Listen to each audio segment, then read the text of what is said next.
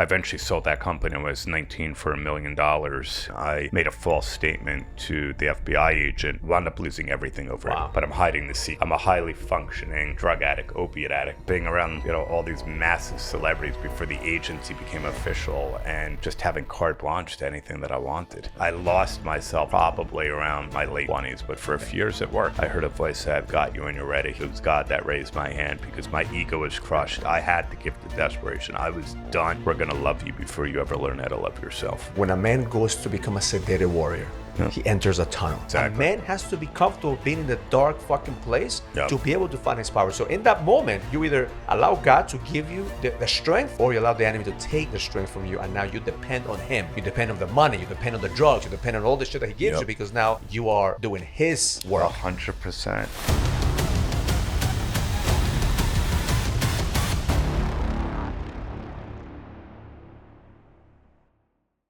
Welcome to the Kisco Podcast. My name is Raul Velasquez, and I have here a special guest, Darren Prince. Darren, welcome to the Thanks podcast, for having me, brother. So today we're going to talk about what does it take for you to be one of those guys who's an influencer, who manages celebrities, who's constantly working with people at the high level. And I want you to give the audience a little bit about your background, to kind of they get to know who you are and what you've done, so we could have a deep conversation about going into the tunnel. So on the business side, I've been the CEO and founder of Prince Marketing Group, sports and entertainment agency. We represent athletes and celebrities for keynote speeches, endorsement deals, licensing opportunities, social media campaigns. Clients, my first client, Magic Johnson. I've been with him for 31 years. He's still a dear friend and client to this day. David Goggins, we book his speaking engagements, and other clients are Charlie Sheen, Carmen Electra, Ric Flair. I'm trying to think. Hulk Hogan. Hulk Hogan was a dear friend and client for 24 years. We recently lost him. And I also worked with Muhammad Ali for 16 years, Smoking Joe Frazier, Evel Knievel, a lot of iconic names. Wow, man. So tell us, how did you get started that? How I used to, my first business venture when I was a teenager, I had a mail order baseball card company in the 1980s, and there was no internet back then. So we were doing mailers and fax machines, and there was a publication that I would advertise in. And I just knew at a young age, I wasn't really the best in school. There was something magical when I go to these conventions at 14 years old where I just felt alive. I felt super comfortable in that setting. And my father, I was a sponge to all his business knowledge. And I think I was blessed to have that opportunity because it gave me at such a young age the ability to not just make money, but interact with people, understand, advertising, marketing, dealing with individual, understanding sales. And I eventually sold that company when I was 19 for $1 million. So you sold your first company at 19 for $1 million? Yeah, for $1 million. Back when $1 million was $1 million. Yeah. I mean, now $1 million, people talk about $1 million, is not $1 million what it was back then. But then here's the kicker to the story. So I had a lot of identity issues and self-esteem issues and self-confidence issues. And I know you have a big young audience, so it's important to hear this. Everything was surface level. Everything was about, look at me on the outside. I was the one that was too dumb to get through school. I was the one in the small classrooms, look at me, look at you. And always that imposter syndrome. And for the next few years, I wound up getting involved in the autograph signing industry. I would go to these baseball card shows and see like Joe DiMaggio, Mickey Mantle, Pete Rose, and I thought it was fascinating that people would be lined up for hours to get autographs. And I made a move through a mutual friend at the time, and I got connected to Muhammad Ali's team and his agent back then, Harlan Werner, and he brought me into the Ali camp, and I started booking all different autograph signings. And from there, it was Magic Johnson, it was Chevy Chase, it was Dennis Rodman during his Bulls heyday, it was Pamela Anderson, and I did that for about 3 years, built up a really big company, and had a legal situation that I talked about in my memoir that I wrote in 2018, Aiming High, that there was a investigation for mail fraud with fraudulent Michael Jordan autographs. You can get charged with anything, but during the investigation, I made a false statement to the FBI agent. This all happened at 24 years old, and wound up losing everything over it because my dad always taught me about integrity. Your reputation's the hardest thing to uphold and the easiest thing to lose. You only get one chance. So I was so fearful of what could happen, but also so disappointed that these people bought stuff that wasn't legitimate, that we were offering refunds to so many clients that were buying product that wound up on the balls of my ass. I mean, it got to a point going from $1 million to getting $200-300 a week for my friends just to eat. And I'm behind on my mortgage payment, the car payment, just total survival mode. And then after the judge did the sentencing, which was, probation for years, I had letters from Magic, Muhammad Ali, Rodman, like all that my attorney had at the time of the sentencing. And so obviously it helped on my level of credibility. But I just had this moment where my dad was like, you're going to go back to the business? Like, what do you think? You were doing so well with it. You made a mistake. Like, I was like, no, you know what, Dad? There's so many haters, I'm realizing. So I had a lot of life lessons at an early age. Like, when I was on top, everybody wanted to be a part of my gravy train. And now that I made this massive mistake, I could hear the crickets. And I said to my dad, we were on this life-changing fishing trip in Alaska. I took the last $3,000 I had to my name, and he was pissed that I spent the money. But back then, you would get physical plane tickets. So it wasn't like you just call and just get your credit card refunded. So we went, and that trip really led to Prince Marketing Group, my agency, because we're out on this beautiful stream with the tour guide. And he said, what was my next move? And I was like, I want to be an agent. I think I could do it, but I don't have 8 years to go to law school. He put the fishing pole down. He goes, law school? He goes, Darren, there's no entertainment lawyer that wouldn't give their right arm to have the relationship you have. Muhammad Ali, Magic Johnson, Joe Montana. He starts going down the list. He goes, I would talk to Magic the next time you see him about your vision. And sure enough, I was with Irvin. I call him by his real name. Irvin Magic is the nickname Johnson. And we were in a hotel suite in Michigan before an event that we had. And always such a beautiful soul and caring man, and said to me, what's your next move? Sort of like my dad said, and I told him. And he goes, you need a big client if you want to be successful as an agent. You have anybody in mind? My hands were sweating. I'm nervous as heck. And I just said, look, man, I was hoping it would be you. It was one of those opportunities. If I didn't go for it in life, I know I'd regret it forever. And he told me magical words from a magical guy. And I even told Sugar Ray Leonard this last night at the dinner that we had with Sean Gallagher at this event, because he goes way back with Irvin and the family too.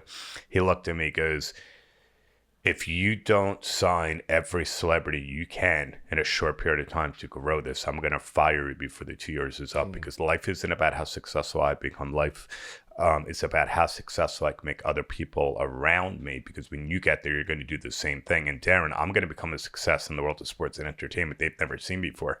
That was 30 years ago. He's got a multi-billion-dollar empire now. And him and Michael Jordan are in a league by themselves. And I just, that was it. I was just off to the races. And so now I'm in this situation where I'm back on my feet, living this superstar life, but I'm hiding the secret. I'm a highly functioning drug addict, opiate addict, and it worked until it didn't. So let's go back a little bit, because there's a lot of things that I have questions on, man. Because I think I love to look at the pattern recognition, love to see like the stages, right? Yeah. So 19 years old, like in the book that I wrote called The King's Code, I talk about the stages of a man, right? The peasant stage, the warrior stage, and eventually the king stage, right? So it sounds to me like at the beginning of 19, you were a peasant. You got lucky. Your dad influenced you into kind of getting into business, and you get me $1 million. So what would you say your biggest influence was at 19 years old? Like, how did you get out from the peasant, the mentality of like victim or like give me, to like, no, I need to find my edge. I need to find something that I'm good at. I mean, I think so much of this too was about, I wasn't a great student, but when it came to math, even to this day, I have a memory like an elephant when it comes to numbers. I know every one of my friends' phone numbers growing up. I remember their addresses. And what would happen is we would get all these young, hot rookies that were, this was just baseball, mind you, that now it's so much more than baseball. But the cards, basketball is like number one. But nobody really cared about basketball until like 89, 90, and football and all the other sports. So when I was at these conventions, I actually felt like the smartest, youngest guy there, because people would come over to me. They'd want to know statistics. They'd want to know how many home runs this guy hit for the minor league team that he played the year before. So it actually gave me some sense of actually confidence that I'm walking into this environment. Yeah, it's not school, but like You know I'm the your man shit. that people are You know going your to for shit. guidance. And Yeah. so there was a little bit of luck with the timing of that industry exploding, but I really brought value.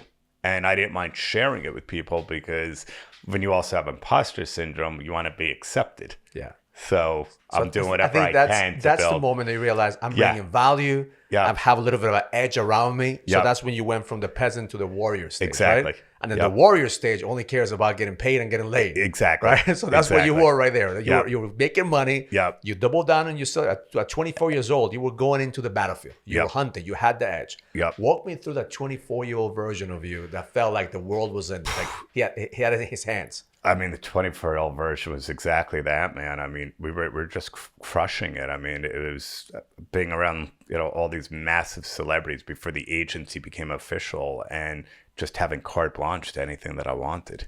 And that's before social media. Yeah. So like imagine the power that you have. Like a lot of influencers, the people want to become an influencer, but they don't have the network. Scorch Gentleman Club was our favorite spot 3 nights a week in New York City. It was the Studio 69 of gentlemen's clubs. And if you've got any baby boomers, they know exactly what I'm talking about. And I went from the shy, not comfortable in his own skin kid where I was the gatekeeper, where people needed And you had the hottest celebrities. You had Carmen Electra. You had all, like the sports celebrities. Yeah, all the big sports stars, and transitioning into 25 and 26 when Prince Martin Group started. I mean, Rodman in his heyday. I mean, they were bigger than the Beatles. Jordan Pippen and Robin and Pamela Anderson. Magic, Smoking Joe. It was just, I'd say I lost myself probably around my late 20s, but for a few years it worked. I like to say it worked, but at one point, what was sort of once living to use turned out to using to live, where something was slowly taking over who I was. So your identity became what you did. Yep. That's the moment that I call you go from a warrior to a sedated warrior. Exactly. So you were a sedated warrior. You were functioning from the outside. Everybody thought that you were the man. It's a great way to put it, because when I wrote my book, Chris Cuomo was a good friend, and I did a CNN primetime, and he was just always so fascinated how I was able to function at such a high level, but also battling such a crippling. Because that's most entrepreneurs do that. Yeah. They are workaholics, either porn addicts or drinking, whatever it is. Like I was drinking a bottle of tequila every single day. Nobody knew it. Wow. Every day, at least a half a bottle of tequila every single day for years. And at the end of the day, I justify because in my mind, I had a physical pain that I had to overcome. So I needed to, fix my pain before I went to to operate. So then in you, a similar situation from the outside, everything looked good. You have the money, you have the position. So what changed? What made you get out of that sedated warrior stage? What happened? I had a couple overdoses. The worst one was in Las Vegas in 2000. It was probably like 2006 during NBA All-Star Game weekend. And after that one, when I was meant to go out to a big All-Star party with a client of ours, I had a little bit of willingness that next week, and I called an addiction psychiatrist in Livingston, New Jersey, where I grew up. And he told me I was an opiate addict, put me on Suboxone. But I lied to him too. Like, if I go to a therapist and be honest, right? So I'm sniffing Ambien at night. I'm taking Xanax. I'm still drinking a couple days a week. I'm on a mood stabilizer, anxiety medication that I'm getting from another doctor. I didn't tell him. I was just shelling myself. And it was July 1st of 2008. My now late uncle and his then girlfriend, Andrea, were from Miami. They were visiting my mom in Livingston and paid me a surprise visit. And Steve, who you just met from my office, my dear friend for 45 years in VP, my agency, he was there with me, and he didn't know what to do anymore. And I was at the jumping off point. I never met this woman before, bro, in my life. And she asked me if I was okay. And I felt so comfortable in telling her, no, I wasn't. Not only that I wasn't, but why? Wow. And there was like tractor beams. And she's like, do you realize you're an addict? Your life's so manageable. I said, yeah. She goes, do you realize that you're powerless? I said, yeah. And she goes, do you realize that it doesn't matter if you're from Park Avenue or Park Bench or you went to Yale or Joe, the disease of addiction does not discriminate. And that broke my soul. And I started to cry. And she goes, it's okay. And she goes into her pocket. And this is my first God shot. And she goes, honey, I just got a 5-year sober coin. I can help you. Wow. and your uncle's back in recovery as well. And she goes, are you willing to get the help? Because I can show you the way to a life beyond your wildest dreams. And to this day, I get chills when I tell the story, because I was like, absolutely, I'm desperate. I'll do anything. She put me on a detox plan for about 36 hours because my ego was too big to go to rehab and do it properly. And that next night, it was about 7 p.m., July 2nd, 2008, came back from the gym, vomiting, nauseous, upset stomach, all the crazy stuff that happens from detox and from opiate addiction. And I called them up. They were back in Miami at this point. I said, F this. I'm calling the doctor. I'm getting what I really need to get. And I can't do this. And they just started yelling on the other line. Like, it's this damn disease that you have. Disease. Any way you want to look at it. You got to get yourself on your knees. You got to surrender. You got to get to a 12-step spiritual meeting. Tell these people that you're sick and suffering and ask for help. I said, forget that. I've been there. I was arrested a couple of times early in my 20s for possession and forced to go to a drug and alcohol program. And these people aren't me. They don't have my life. They don't understand. And I hung up the phone. I said, F this. Ran into the bathroom, locked the door. My then wife, because I was married to him, was banging on the door screaming because she just experienced an overdose with me, a couple months earlier, trying to take care of me there. And she's like, baby, don't do it. And I'm going through the medicine cabinets to try to find some non-narcotic anxiety pills. And one of the bottles, out came 3 extra strength Vicodins, which was one of the 3 opiates I was addicted to. And we spent an hour cleaning out all the medicine cabinets the night before, so I had no temptation. So it was really bizarre that those were there. And I actually thought to myself, I remember the feeling like, wow, what a miracle. That was the miracle, that I found these at a time that I needed them. And got at other plans, because I fell to my knees for the first time in my life and screamed and surrendered. I said, take the money, take the business, take the notoriety. If you give me a single day of freedom and take me out of hell, I will take people out of hell with me one day at a time. And people talk about a white light moment. I had it right then in the Carillon building in New York City, in my 2-bedroom apartment, where it was like a lightning rod through my right shoulder and through my good ear, because I'm deaf in my left.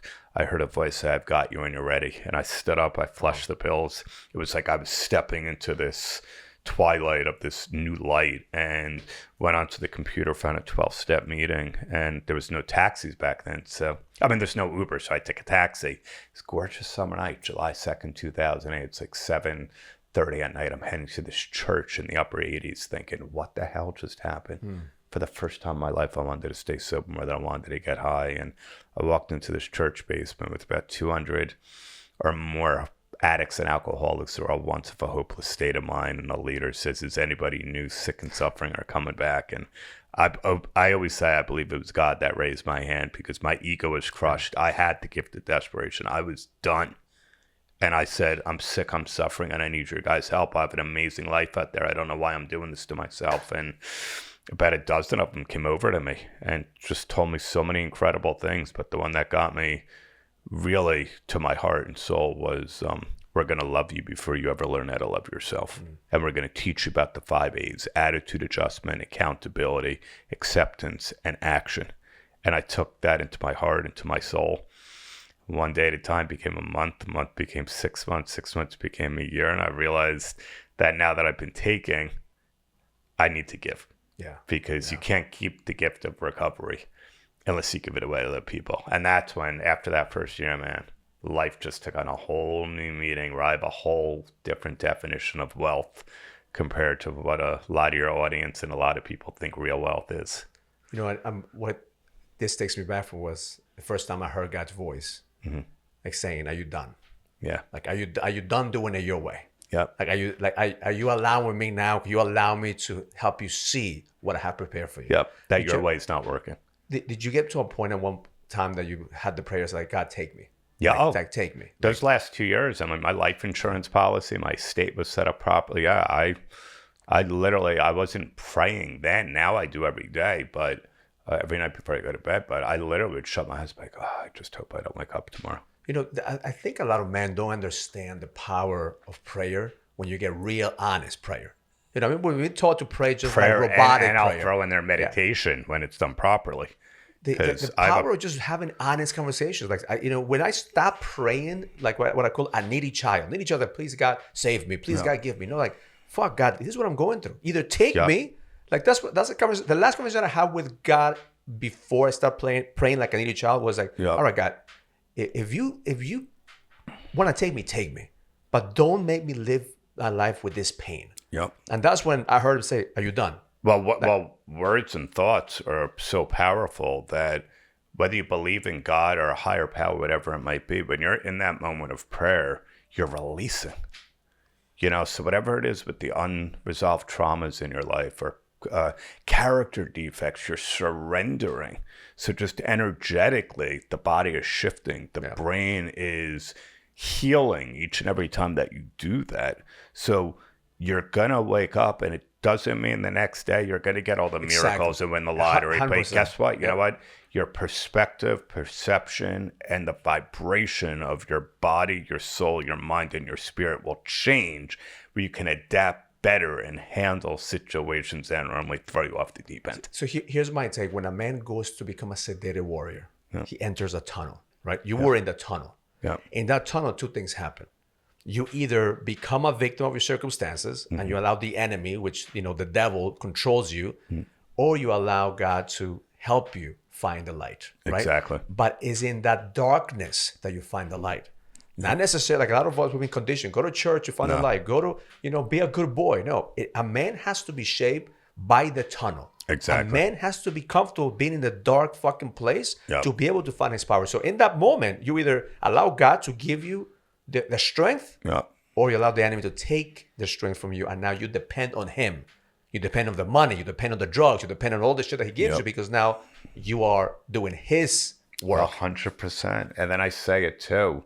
I had this, like, now the way I look at things is like, bro, we gotta be in the barrel of life. The barrel moments are the wins. Like, I booked Tom Brady for Grant Cardone, and he mentioned something like that at the 10X conference 2 years ago in Vegas, and it's gone viral. And it's so true. He's like, forget talking about the Super Bowl. Talk about the losses. That tore my heart out. That's where the lessons come. Like, that's what we have to embrace the barrel. The barrel's the best when it happens. And when you're in that moment, instead of, oh, God, why me? It's God, try me. Yeah. That's the worry mentality. So I have this saying every time there is, because this battle is a daily battle. Yeah. Like for you said every single day, like that addict, that peasant mentality, that darkness is right behind you. 100%. So if you don't do the work on a daily basis, that motherfucker's going to come back like this. Yep. Right? So I have this saying. I got to pay rent every day on my recovery. Every single day that I hear that voice, because for me it's a daily and sometimes a moment. Daily reprieve. It's not today, motherfucker, not today. Yep. I even have it right here. Not today, motherfucker, not today. Love it. Every single time that I hear that negative shit in my head, I know that is the enemy who's trying to get me to believe the imposter version of me. It goes back to the bottle, goes back to being sedated, goes back to the old version of me. Because now I choose purpose. Exactly. I choose to lead. I choose to listen to the voice. So what is your process now? Like to listen to, like now, because you train with David Goggins, you train with all Tom Brady.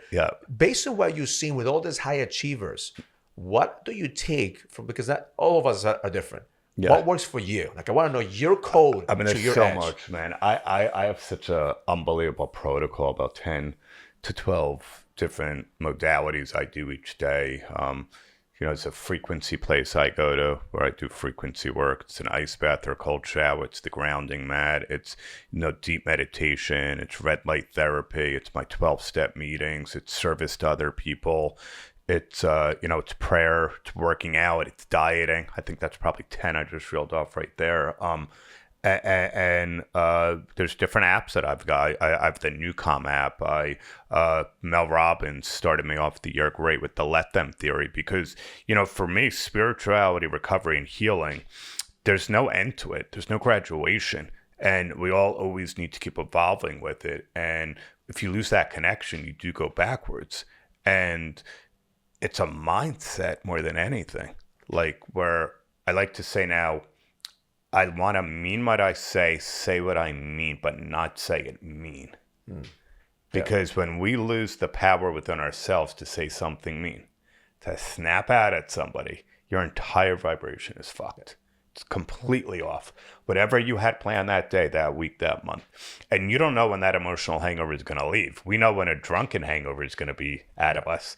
But when we snap, because we're not able to stay in our power. And like she says, let them, however you want to look at it. I also say, think about this. Next time somebody might cut you off, piss you off at work, business partner, man, I always want to stay in a place of feeling all right, way more than right. Let them be right. Yeah. It's not even worth it, because the minutes that no restraint of pen and tongue or text and I lash out, no, that's not a warrior mindset. You're now weak. You're giving into the dark side that we're not trying to be. The warrior is all good. All good. Let them. And a lot of people, what they think is also that if you are at this level, that is supposed to be perfect. Yeah. Like, you're never going to have a bad day. You're never going to have a bad moment, which is entirely bullshit, because we're managing the energy in the moment-to-moment basis. Yeah. So what do most people get wrong when it comes to like high performance, mindset? What do they get wrong from your perspective about how to continue to go to the next level? Well, I think it's a mix of two things. On a personal level, I think some people don't understand the blessing of abundance. And I talk to Magic Johnson about this all the time. And Hulk, may rest in peace, Hulk Hogan used to talk about it. You're blessed in a frequency of abundance to then bless others. And so I think there's a really... How old are you, by the way? 47. Actually, so you're almost my age 49. anyway. The 49. generation before you and before that, it's and I think you'll probably understand what I'm saying, because you do incredible seminars yourself. Their thought process is off. The blessing is supposed to come so you can then bless others. It's not about taking, building, scaling, the bigger house, the bigger cars, the bigger jets, the bigger life. I think that's just a terrible frequency to live in. I did have a daily message. I send a daily message to my clients every single day. It's called a daily edge, and I put it out there. And I did a daily message just this morning about abundance. Yeah. Like, most people get abundance wrong because they think it's about thinking really hard about the shit that you want, and all of a sudden God is going to give you the abundance, right? Or then when you have it, you realize that you didn't want it, so you want more, and you want more, and you want more, and it's never enough, because you feed in the mind. It's never enough. To me, abundance is about being.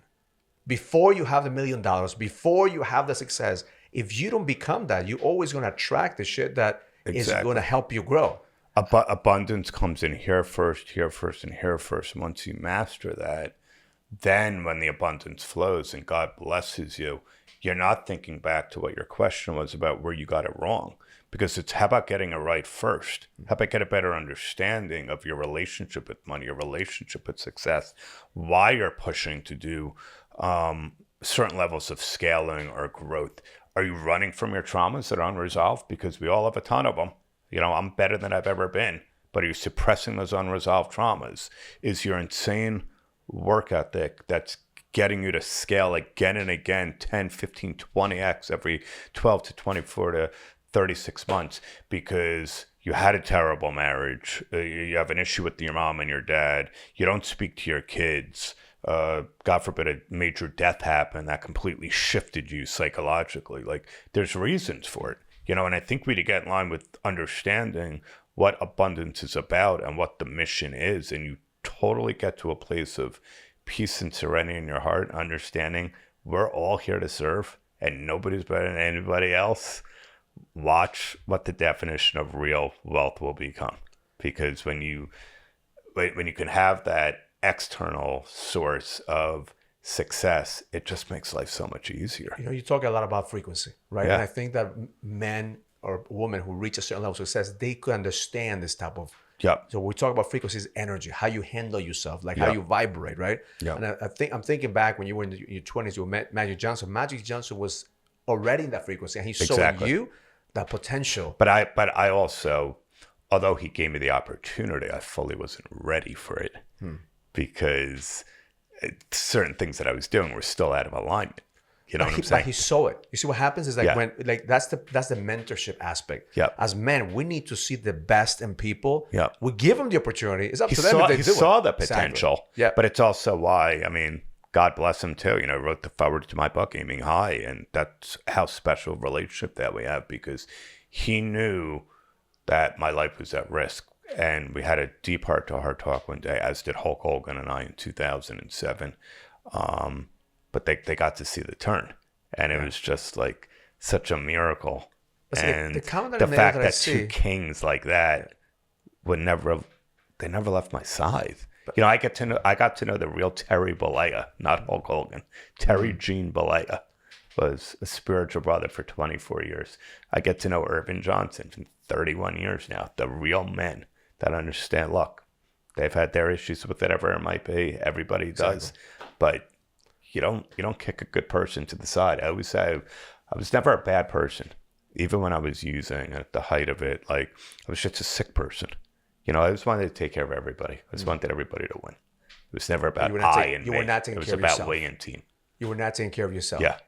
You know, so the common denominator that I see with you is that you had the balls to actually have those real and raw conversations with people who probably, like, people would never, you know, share the darkest of secrets. I think that is at the core. Yep. It's just God using you, because that's what it is. God, I had you it were with Mike. using, I was with Mike but God Tyson. was using you. I got another one too. I was with Mike Tyson in March. We had a big corporate event, the Hard Rock. I've worked with him a bunch over the years. Me and my boy Ryan Fitterman, and Mike and I always have hearts now about recovery and who he used to be. And he even said to me, thinking back, like when he was 19, 20, youngest heavyweight champ, couple $100 million in the bank. I told Chico Ray later to last, like, nobody gives you a handbook at a young age. Nobody gives you a handbook. Charlie Sheen's talking about it now. Obviously, he's a dear friend, longtime client. Talked about it in his Netflix documentary in his book. Like, who gives you a handbook? It's so easy for people to look like, oh my God, they messed their life up. People who hundreds of millions. How do you wind up in jail? You don't know until you're there. And everybody at that age has their insecurities, no matter what it is. You've got your feeling of less than or not being a part of and not being developed. And so when it happens and now you're the guy or the woman that has all this unbelievable success, it is so hard to stay like centered. And like Mike said to me when we were in Hollywood, Florida, he's like, Prince, he goes, you know, it's so crazy. It's so simple to think that it all came down to not loving ourselves. And now we love ourselves. Because I don't care about this money, man. I got more money now than I was making. I was fighting. It's about my kids. My kids doing good and people that I could help and charity. I'm like, that's what it's about. That's what it's about. So, but we have to go through the tunnel, Darren, in order for us to find that. Yeah. Like the tunnel is what shapes us and molds us. Yeah. So what did you find through the tunnel? Like, it sounds to me that you had a great relationship with your father. How was your relationship with your dad? Incredible. My dad passed on February 15th of 2017, and I got the blessing because of Hulk Hogan.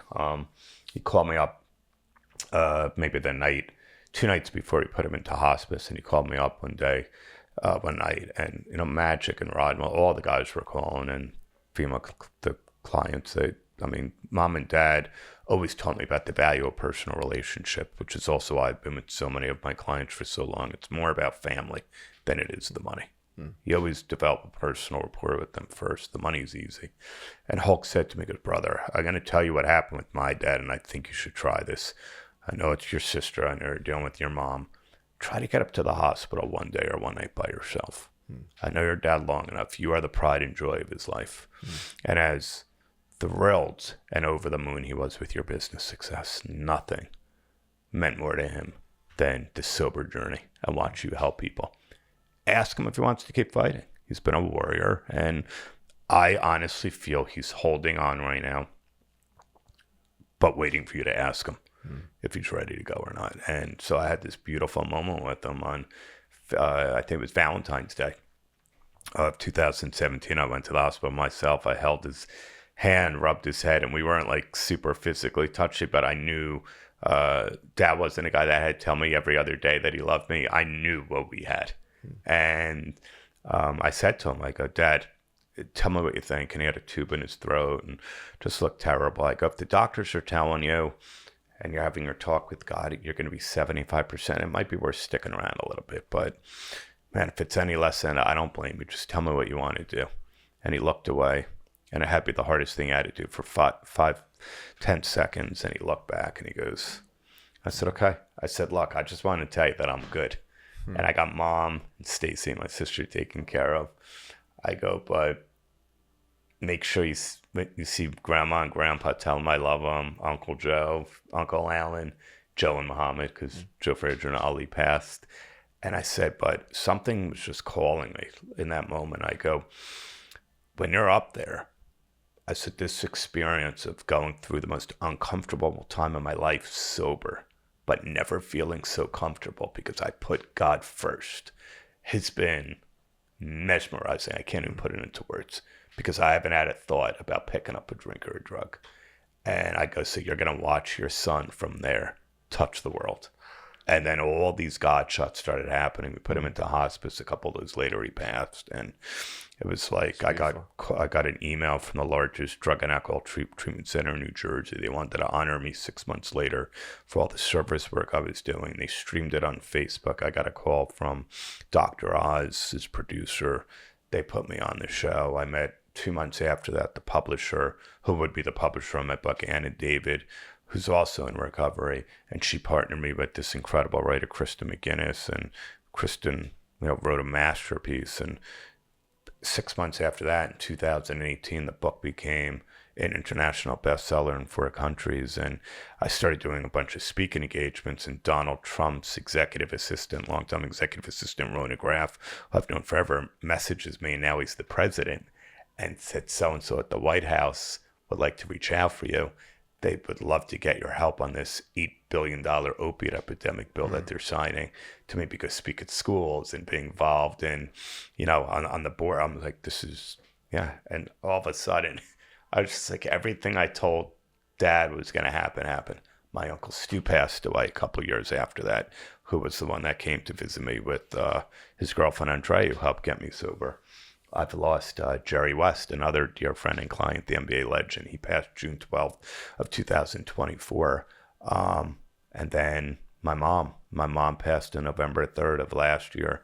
And I told Goggins this story. I was in New York City 4 days before. I had a corporate event for Jerry Rice for an ad agency. And we've done some work with Jerry over there. He's a great guy. And something always told me, if I'm close by, make sure you see Mom, spend an extra night, whatever. So I called her up. I said, hey, Mom, I'm in New York City. I'm going to get a hotel room tonight in New Jersey, in Livingston, but I'll come see you. And she said, oh, my God, I'm so excited. And my sister and I met her there. And she had a lot of physical issues. And we were kind of in between getting her into a senior care facility. And she left me this beautiful message that night and just said, what you're doing for me with these private nurses and all this, she goes, is the greatest gift you could ever give your mother. And I'm so proud of your recovery journey. That day, the guy who I'm here for this group, Sean Callaghan, gave me a $65,000 donation from my Aiming High Foundation, my 501c3 that scholarships dozens of people a year. That's what Mom cared about. 3 days later, probably wake up, my sister calls me in a panic that Mom passed away in her sleep. So when Goggins called to offer his condolences, I had to get him back into the warrior mentality. He goes, bro, because he was in Australia with Jennifer. And it was funny because he's like, bro, I'm so sorry. Oh my God, I had to call you, bro, thinking about you, praying for you. I go, bro, no. I go, we put God first, right? He goes, yeah. I go, let me tell you what happened. I go, this Jerry Rice event came up on 6 days freaking notice. Wow. 6 days in New York City. Had that event not happen, I don't get to see my. He turned back into that savage Goggins. He goes, motherfucker, that's freaking God, right? That's, And then the clients, because like their family, Hulk called me about the most beautiful call I've had. He always loved my mom, and Magic and I cried for a little bit. It was like Carmen Electra got to meet Mom. She loved her. It was, like I said, to have that. I don't look at them. I'm not sitting here name dropping because this is the world that I live in, where these people understand the same frequency you and I are living now every single day. You know what I'm saying? And that's part of the game. The part of the game is like whenever you get to that level of frequency, like you're attracting people into your ecosystem. Yep. Like that's the law of attraction. That's when, in the moment that you step into that king mentality, that vibration of like, I'm building a legacy, because that's your legacy. Yep. Like what's the mission? If you could think about it, like, what's the mission that God put you in this earth for? What do you think the mission is? That's it. What I just said, God's plan was to give me this platform of working with some of the biggest stars of all time, because he knew at a certain point I was going to be coming to him and asking for help. And I needed that platform to tell my story to the world, to help others that are sick and suffering. Because the 0.01% could influence the 99.99%. Yep. And the 0.1% are always as fucked up as all of us. Always. So like this conversation applies to everyone because we all have addictions. We all have our darkness. We all have the When shit I to did deal Jay with. Shetty's podcast, Jay's a dear friend of mine. One of the first things he goes, everybody has an addiction. Yeah, everybody You know? has shit to go to overcome. The problem is that not everyone puts God or a spiritual connection with something bigger than them. And people don't live the way you and I do, where we authentically and transparently throw it out there. Because I know no other way. This is who I am. I'm not as fucked up as I used to be, but I'm way better than I've ever been.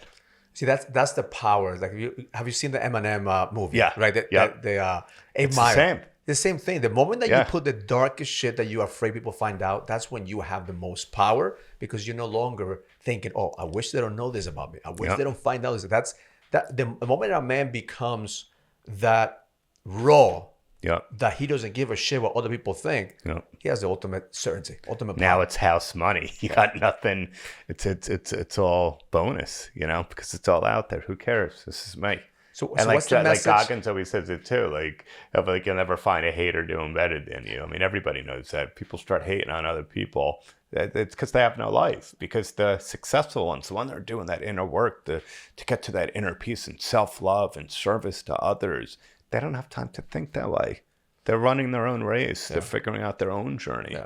What would be the message that you want to give that 19-year-old Darren when he made $1 million and he thought he was gonna fucking conquer the world? What would you tell him? What would be a message for him to actually, so he could, if you go back in time and just say, "Hey man, this is what you're going to experience, but this is the message I'm gonna give you." Well, I've done one of the other protocols I didn't mention was my boy John Albin is a dear friend. He's a master NLP tech for neurolinguistic programming, and we did probably a dozen sessions over the past 4 years, and they're really intense. And there was a time he took me, I think it was about the week before I did the Jay Shetty interview in 2020. We were kind of in the midway of really getting to that growth, 2021. And he gave me a session that literally felt like just something lifted out of me, where he took me back to being 19. And he goes, "I want you to tell that young kid, they're not going to be calling you learning disabled anymore, or whatever they called you back then, or special needs or special ed. They'd be calling you." He goes, "Look, on a business level, super agent, but they're going to be calling you world changer, healer, difference maker." And as I'm telling this 19-year-old person in this trance state of mind, I literally could just feel something shifting in my body. When I came out of it, I was not only in tears, but it felt like I took him and I moved him right up to, at that time, the 53-year-old Darren. And it just felt like, bam, the healing was instantaneous, because NLP is therapy times 100. I do a process every morning. I call my daily ritual, and I include NLP there. And So every you know what I'm morning, talking I about. take myself to the version of me in the past, and I also put myself in the future. So this past weekend, I was training with Alex Hermosi. Yeah. I was in his headquarters, and I remember in 2008 when I lost millions of dollars, and I got an email from a trainer that says, "Fly to Vegas, and I'll teach you how to invest in real estate in the stress market." I didn't have the money, and I put down in my credit card, flew down to Vegas, and I remember praying for a miracle. And then in 2013, I put my first event in Vegas, put in my first next level experience, and I remember praying for God to guide me.